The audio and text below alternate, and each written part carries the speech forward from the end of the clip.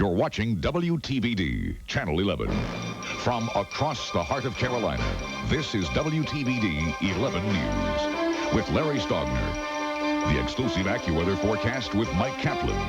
And all the latest sports with Ron Savage. Now, WTVD 11 News Night Watch. Good evening, everyone. When Lieutenant Governor Jim Gardner said he was going after homegrown marijuana, no one thought he'd do it personally. But today, Gardner, head of the governor's drug cabinet, swooped down on a big pot crop in Jones County after spotting it from the air. More from WTVD's George Mallet.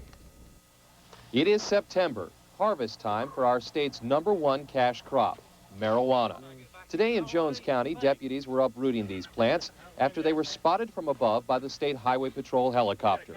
You've seen pictures of sheriff's deputies tearing up marijuana plants before. And no doubt so has our Lieutenant Governor, who spends most of his time here at the Capitol.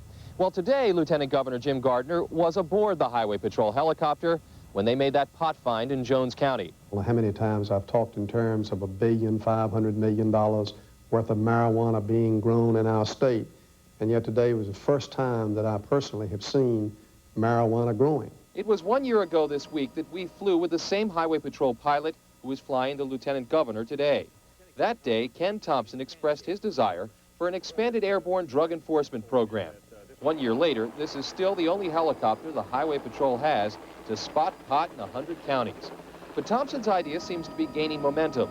The Lieutenant Governor, for one, would like to step up funding for the North Carolina war on drugs. We're going to have to start spending more money in law enforcement if we're going to have any hope of winning the war on drugs. The legislature is going to have to understand that. The Congress is going to have to understand it. And local county commissioners are going to have to understand it. This pot find in Jones County was not a huge harvest, but the fact that it gave our Lieutenant Governor a first-hand look at this war on drugs could make the find a significant one. In Raleigh for Night Watch, George Mallet, WTVD 11 News. A narcotic commonly used to treat heroin addicts is believed to have caused the death of a Raleigh teenager.